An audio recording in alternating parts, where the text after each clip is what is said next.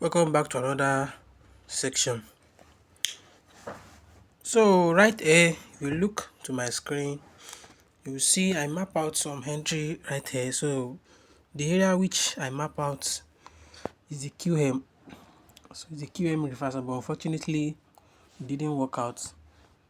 But let's dive into that. How do we know about our QM? It's so simple, guys. Anytime you see a trend moving in an ABC to an uptrend, so and all of a sudden the swing low, the last swing low, market decided to broke that swing low. So that it confirms our ABC.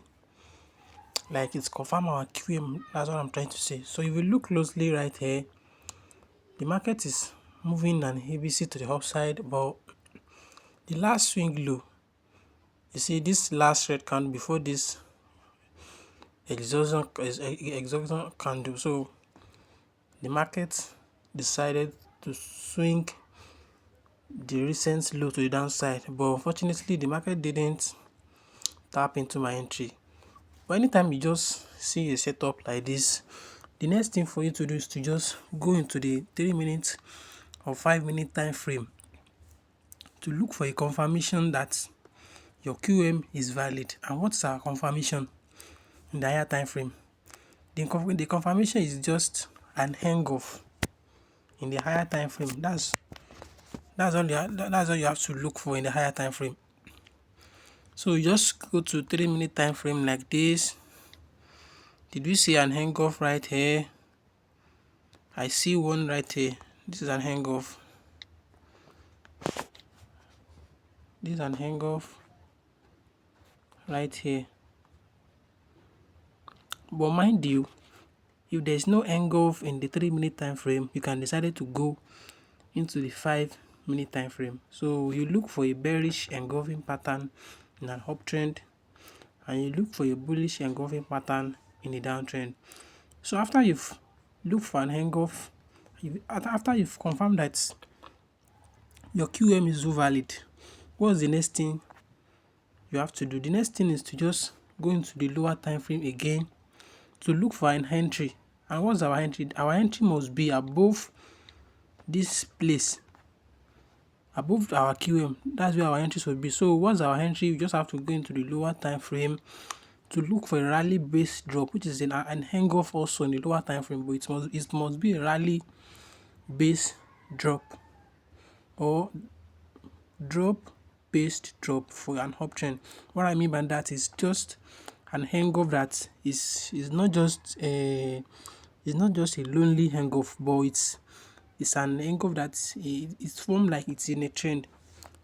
But here I didn't see any entry right there, so I didn't see any entry in the 30 seconds time frame. So I will just go into 15 seconds time frame once again.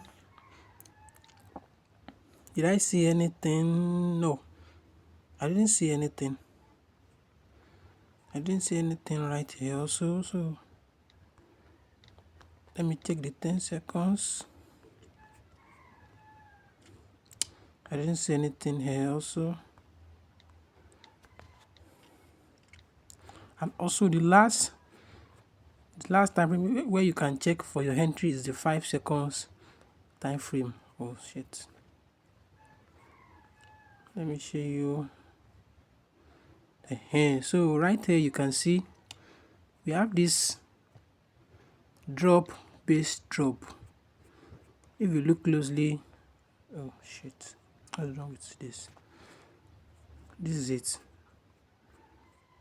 If you look closely to this place, I'm coming. Wait, I think it's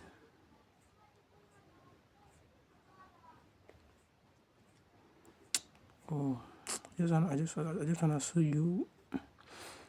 I'm coming.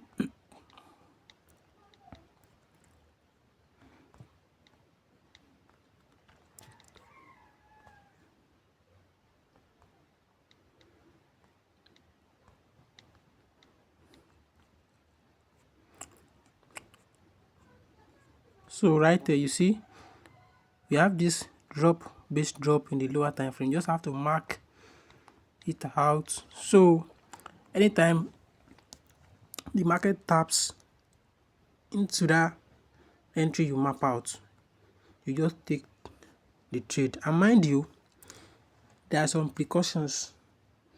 Assuming the drop based drop you saw in the lower time frame is at this week right here, above this candle is located here, the QM is said to not be valid. And also, if you didn't see any entry in the lower time frame, you don't take the QM trade. Just take note of that. So also things to also consider is that, you see, assuming this candle that is coming upward taps into this entry, we will call it, it's just a fast retest, like the market retest to our QM lower time frame entry fast. But you see, the market goes up and didn't come into our entry, it's just coming down right there. So if this market taps into this entry once again, that's a late retest, and there is a high probability that you might lose this trade. So the best is to just trade the fast retest. So that one goes. Also, you see that the market is coming from a QM. I won't dare to just go against the QM right there. But as the market is coming down, I was observing the markets. So right here, I saw this SS1 candle. You see, we are in a downtrend already. So I saw this SS1 candle, and let me explain once again. So I saw this couple of red candle coming to the downside, and all of a sudden, at the middle of that bearish trend, I saw this green candle, which is a bullish candle. But to confirm my SS1 candle, I have to wait for another red candle which is head is bigger than the tail, which is why it gave me this red candle you are seeing after this green.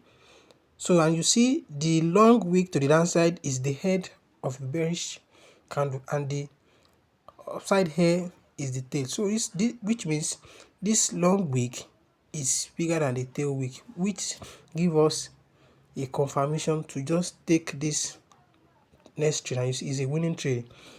Initially, I map this entry out as my target, and you see the moment the market retest to my target, it hit, it retraces back. So that's how the market works. You have to know where the market is going, the target of the market, and all those stuff. So just take note of that. Right there, I also saw this QM ball. There's an SS1 candle right there, so I'm gonna take this one here. Oh no, I saw this gap, but let me explain the QM. So right here also, I see this QM right here. You see, this is an ABC to the upside, and we broke the swing low. Take note, look closely. This is an ABC. It retraces and it's formed a swing to the upside, but this low right here, the last low, market decided to break it. So you just mark your QM out. So what's the next thing? The next thing is to just go to the lower time frame, higher time frame, which is 3 minutes, to look for an hang-off. And right there, we see this hang-off, but it's not that strong enough. We didn't see any hang-off first, so we just have to go to the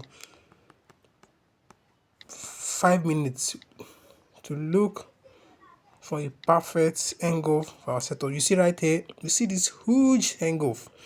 So we just have to be fast, go to the 30 seconds lower time frame to look for an entry. I didn't see any base drop right above this entry right there. So I go to the 15 seconds once again. I didn't see a perfect setup.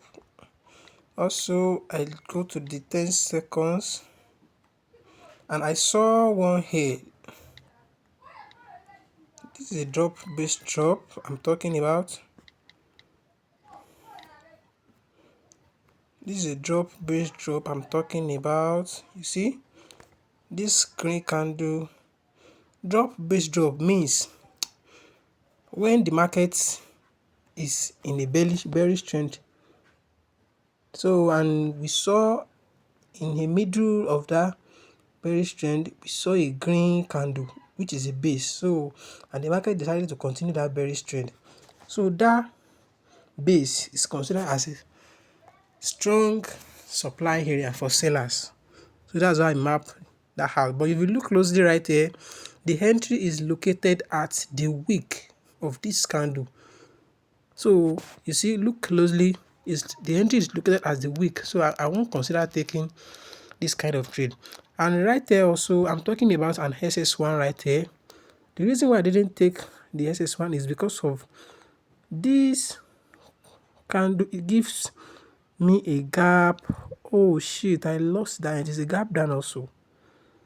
It's a perfect trade.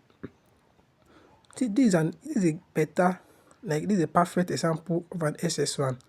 So we are in this preceding uptrend right now. So at the middle of that uptrend, I saw this red candle, which is also drop base drop also. But the difference between that is just that it have some certain rules, like the head must be bigger than the tail, all that stuff. But so you see, we have this red candle at the middle, and you see this red candle is not bigger than the previous green candle. And also the next candle that follows that red candle, its head, which is this upper wick, is bigger than the tail, which is that lower, which also is it didn't have any lower wick also. So which is why I give us this confidence to take this buy right here.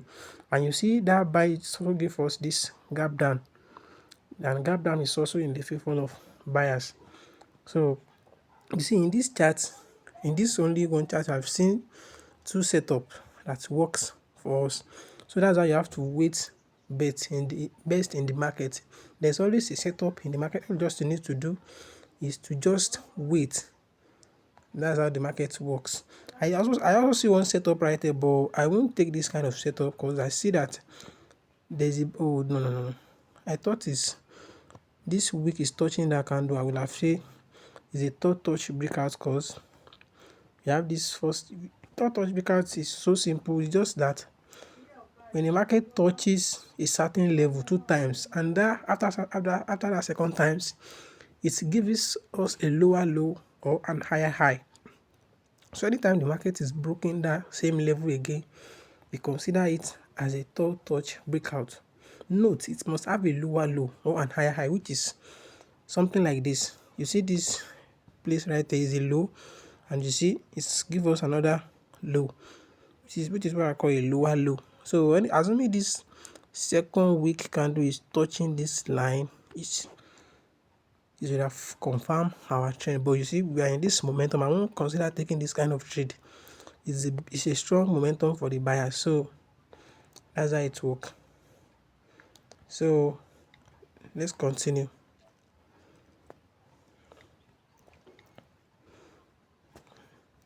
Let's continue. I didn't see any setup right here.